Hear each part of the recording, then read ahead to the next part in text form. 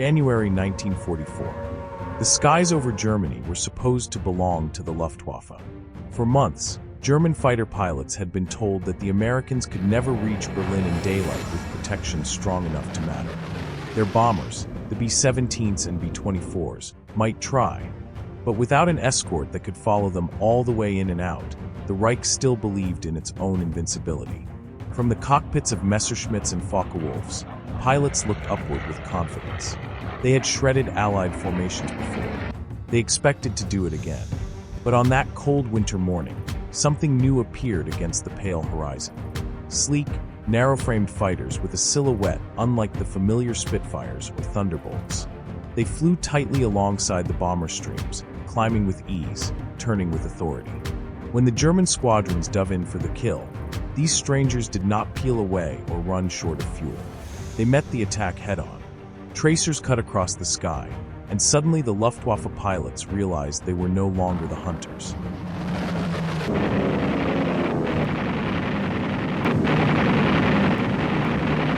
For months, reports had circulated from the Western Front. An American fighter originally born from a British request, improved with a Rolls-Royce engine, now patrolling at ranges thought impossible. German intelligence had dismissed it as exaggerated. Their commanders believed no escort fighter could cover bombers all the way to the heart of the Reich. And yet here it was, turning into firing position, climbing higher than the Messerschmitts, chasing down the Focke-Wulfs before they could touch the bomber formation. The Luftwaffe's long-held assumption shattered in minutes. To Germany's pilots, the sight of those silver-bodied machines meant more than just another opponent.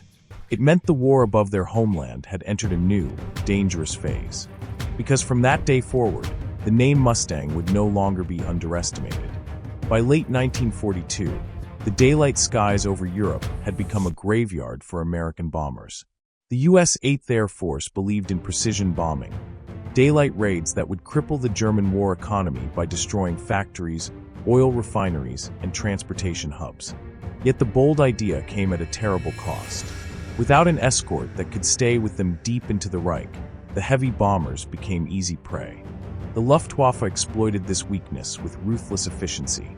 Squadrons of Messerschmitt Bf-109s and Focke-Wulf Fw-190s would rise from their airfields in France, Belgium, and Germany, climbing into the bomber streams with deadly precision. At Schweinfurt and Regensburg in 1943, American bombers were torn apart. Losses ran as high as 20% on a single raid. Even the massed defensive firepower of a combat box, of flying fortresses, could not withstand concentrated German attacks. The Americans faced a painful truth. Without long-range escort fighters, their bombing campaign might collapse. Across the Channel, Britain had already seen the first versions of an aircraft that seemed promising but flawed. In 1941, the Royal Air Force received the Mustang Mk.I, built under Lend-Lease by North American Aviation. In U.S. service, these early versions were designated P-51A.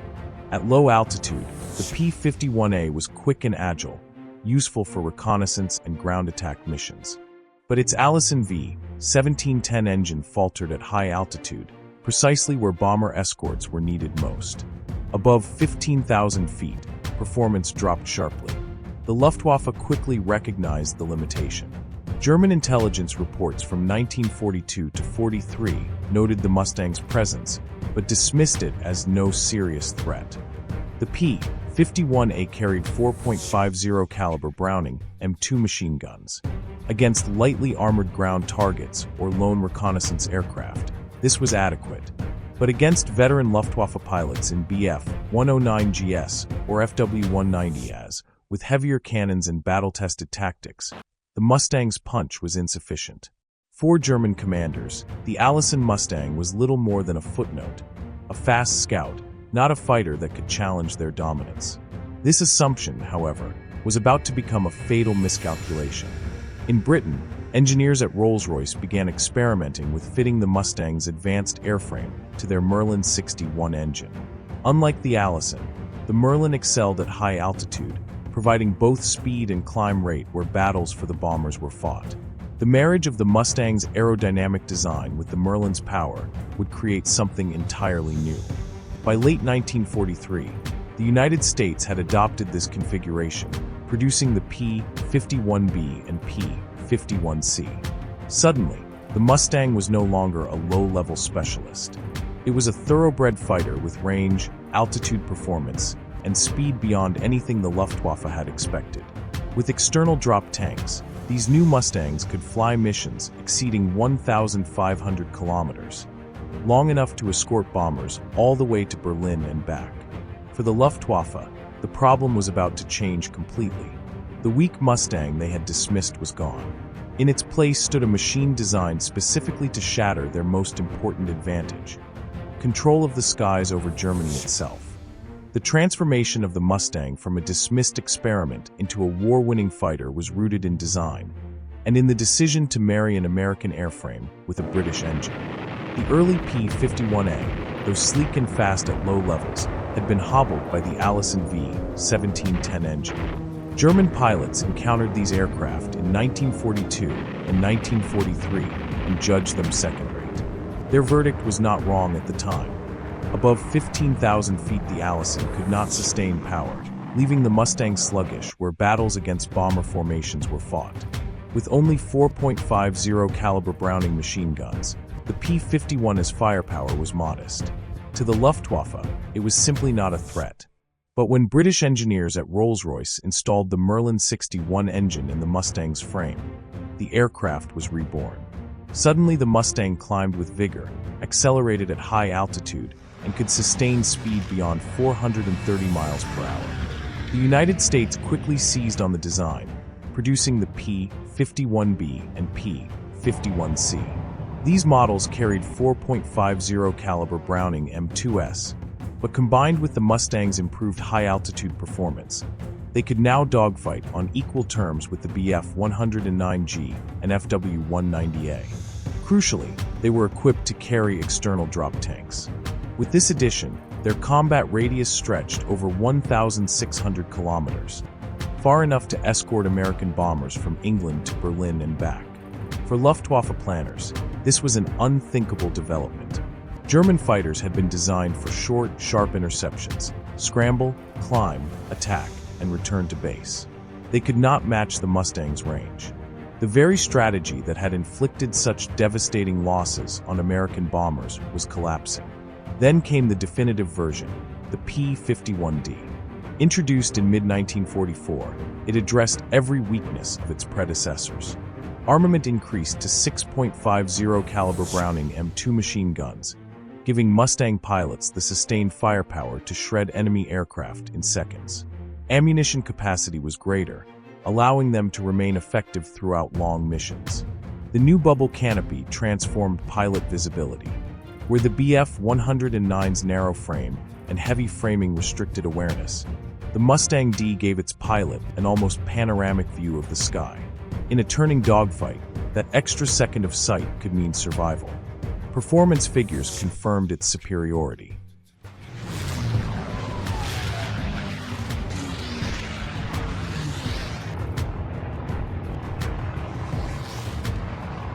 The P-51D could reach speeds around 440 miles per hour, 700 kilometers per hour, climb rapidly to bomber altitude, and still retain the fuel reserves needed to sweep Luftwaffe airfields deep in Germany. It carried self-sealing fuel tanks, giving pilots a greater chance of surviving hits. Unlike the Allison Mustang, this was not a fragile machine, it was a predator.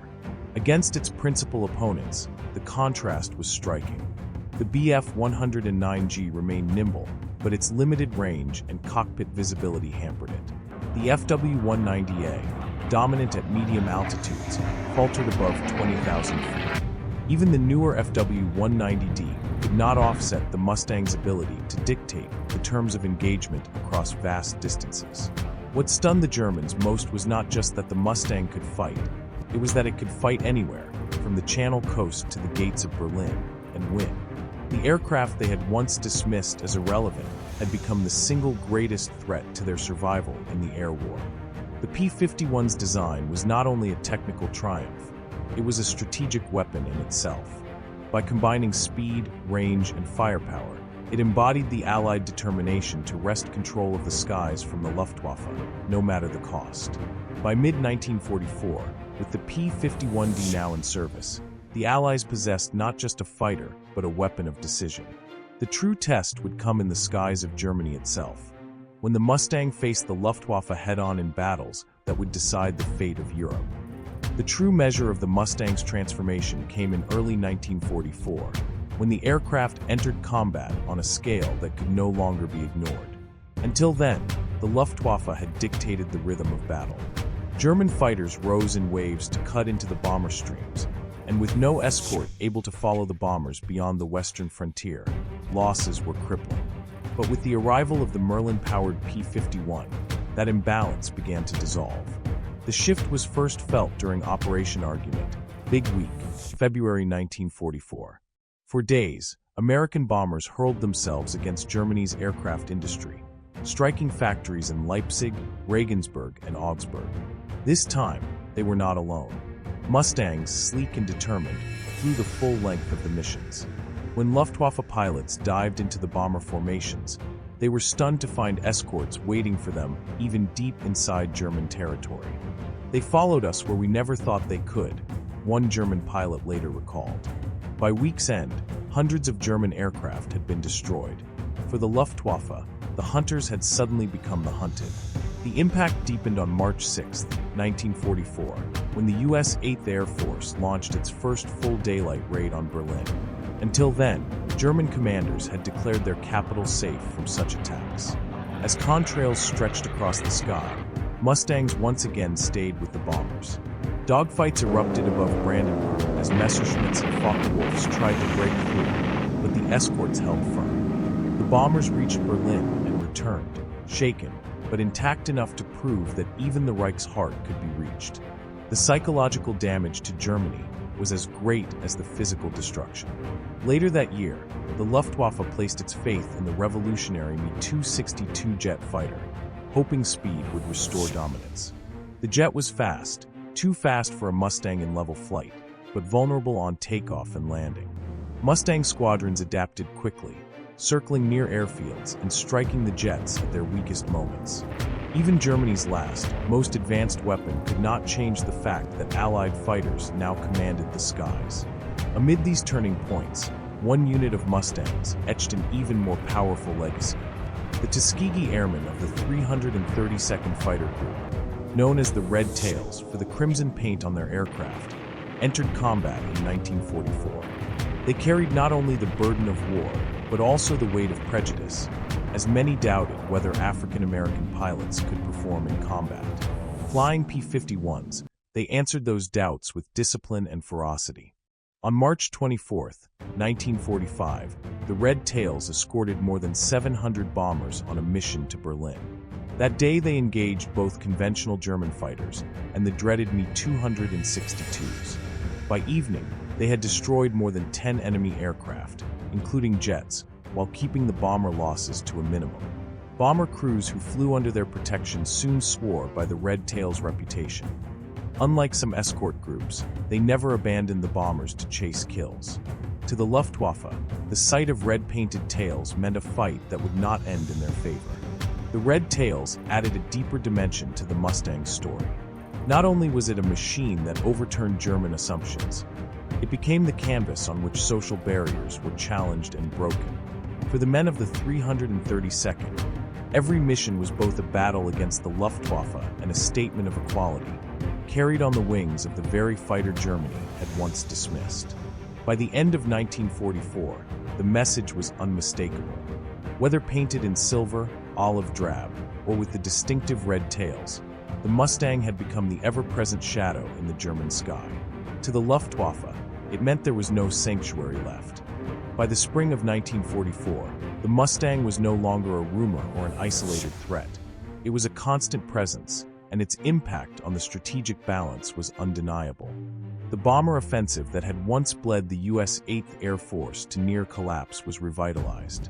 Losses that had reached unsustainable levels during raids like Schweinfurt were now reduced to tolerable margins. With Mustangs overhead, bomber formations could press deeper into the Reich, striking the synthetic fuel plants, rail yards, and aircraft factories that fed the German war machine. For the Luftwaffe, the consequences were catastrophic. Their veteran cadres had already been thinned in years of attrition, but 1944 accelerated the hemorrhage. Every interception became a duel not only against heavily armed bomber boxes, but against Mustangs eager to take the fight beyond the immediate battle. German pilots described the new reality with bitter resignation. They were always there, above us, behind us, chasing us home. The once comfortable cycle of intercept, attack, and withdraw had been broken. The psychological shock of the Berlin daylight raid in March 1944 compounded the crisis. Berliners looked up to see American bombers flying brazenly over their city, shielded by Mustangs. The message was clear: if the capital was no longer safe, then nowhere in Germany was safe. Civilian morale faltered, and Luftwaffe command was forced to admit the truth. Daylight skies could no longer be defended with certainty. German responses grew increasingly desperate. Tactics shifted toward massed rocket attacks by FW-190s, designed to smash bomber formations from beyond defensive fire. Interceptions at dusk and night became more common as daylight engagements grew too costly. New fighters were rushed into service: the FW-190D Dora, with better high-altitude performance, and the revolutionary Me-262 jet. Yet even these innovations faced the same obstacle. The Mustang's range allowed it to stalk the very airfields from which these machines flew, striking them during takeoff or landing. The jet age could not save the Reich when its lifeline of fuel and trained pilots was already cut. It was during this desperate phase that the Tuskegee Airmen's 332nd Fighter Group, the Red Tails, further solidified the Mustang's reputation. Their discipline in never abandoning the bombers for the sake of personal glory gave American crews unprecedented confidence. Bomber veterans later recalled that when they saw the flash of red tails at their wingtips, they felt untouchable. For the Germans, however, those red tails became a dreaded sight. On March 24, 1945, as hundreds of bombers headed to Berlin, the Red Tails fought off interceptors and even destroyed Me-262s in combat, proving once again that not even Germany's most advanced aircraft could guarantee safety. Strategically, the cumulative effect was decisive. By mid-1944, the Luftwaffe had lost the ability to mount effective resistance over Germany. Fuel shortages crippled training for new pilots, and even the most advanced designs could not offset the attrition inflicted by constant Mustang patrols. The daylight bombing campaign, that once teetered on the brink of collapse, became the hammer that broke the Reich's industrial spine. The shocking truth for Germany was that the fighter they had once dismissed, the product of a Lend-Lease request and an underpowered Allison engine, was now the symbol of Allied dominance. Its silhouette over the bomber streams meant the Reich skies were no longer German skies. And for the Luftwaffe pilots who faced them, there was no denying it. When the Mustangs arrived, especially those with crimson tails, the outcome of the mission was already written. By the time the war in Europe drew to its close in May 1945, the P-51 Mustang had carved out a reputation that even its German adversaries could not deny.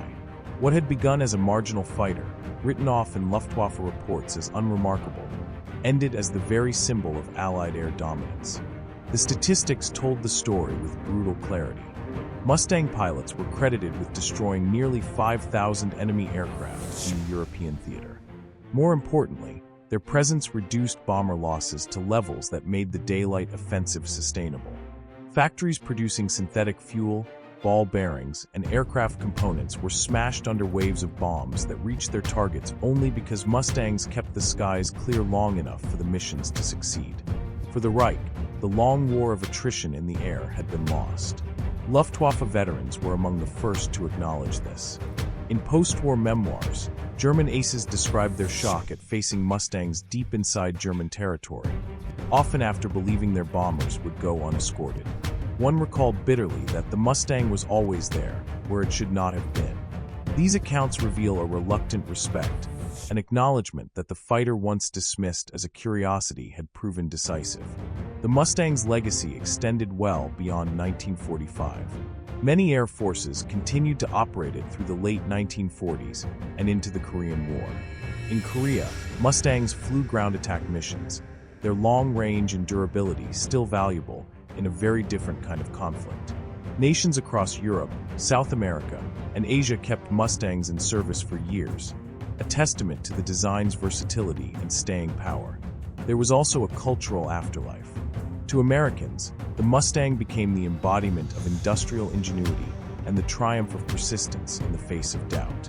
To the British, it symbolized the strength of Anglo-American cooperation, born of a desperate wartime need and fulfilled by shared engineering genius. For Germany, however, its memory lingered in another way. To Luftwaffe pilots, the Mustang was not just a machine. It was the messenger of a turning tide, a reminder that their skies had been lost not through lack of courage, but through the relentless weight of Allied innovation. Today, restored Mustangs still fly at air shows, their engines roaring as they once did over Berlin. Veterans and spectators alike watch with a mixture of admiration and awe, hearing in that distinct Merlin growl the echo of a war that reshaped the modern world. And for those who once fought beneath that sound, it remains impossible to forget. The P-51 Mustang was more than a fighter aircraft. It became a symbol that transcended its technical specifications. For the United States and its allies, the Mustang stood as proof that industrial innovation, collaboration, and sheer persistence could rewrite the balance of war. For Germany, it represented a bitter truth. Their once unquestioned command of the skies had been broken, not by overwhelming numbers alone, but by a single design that shifted the psychology of the entire conflict. Among Allied pilots, the Mustang came to embody freedom of action. Its long range gave bomber crews confidence that they would not be abandoned in hostile skies. For many airmen, the sight of Mustangs sliding into formation at their side was more than tactical reassurance. It was a lifeline, a promise that they could complete their mission and perhaps live to see another day. The Mustang became, in a very real sense, a guardian angel over Europe's bomber streams. In Germany, the Mustang carried a darker symbolism. Luftwaffe reports referred to it as the long-range shadow, a presence that denied them initiative and forced them into defensive postures. To German civilians, seeing Mustangs escorting bombers over Berlin or Leipzig was a visual marker of the Reich's waning power. The psychological blow was profound. The once invulnerable heartland was no longer safe, and the machines meant to protect it could not turn the tide. The Mustang's cultural imprint grew after the war. In literature, memoirs, and film, it was celebrated as the aircraft that turned the aerial war in Europe. Its sleek silhouette became instantly recognizable, a shorthand for Allied victory. Museums around the world now display restored Mustangs, polished silver under bright lights, as tangible reminders of an era when air supremacy was wrestled from one side to the other. Visitors pause before them, sensing not only the power of the machine, but the weight of the history it carries. Its technical legacy was equally significant. The idea of a fighter capable of deep penetration missions reshaped air doctrine. The Mustang demonstrated that range, speed, and firepower could be combined without compromise. In the early Cold War, these lessons influenced designs such as the F-86 Sabre, which inherited the Mustang's emphasis on versatility and long-range performance. Even modern multi-role fighters carry echoes of the Mustang's design philosophy. An aircraft must not only fight well, but also project power far from home bases, supporting broader strategic aims. Perhaps the most enduring lesson the Mustang left behind was psychological. It reminded both sides that underestimating a weapon could be as dangerous as facing it unprepared. The Germans dismissed the early Mustang as a minor nuisance, only to find themselves confronted by its evolved form at the moment when they could least afford it. That misjudgment cost them dearly. Today, the Mustang endures as a living memory. At airshows, its Merlin engine still growls across the sky, a sound that evokes both triumph and tragedy. For the Allies, it is the music of victory. For the Luftwaffe veterans who once looked up in disbelief, it remains the echo of a truth too shocking to ignore. And in the stillness of museums, where a Mustang rests under quiet lights, its polished skin reflects the faces of generations who never saw the war, but feel its presence. It stands not just as an aircraft, but as a symbol, of innovation, of resolve, and of the moment when the skies over Europe were forever changed.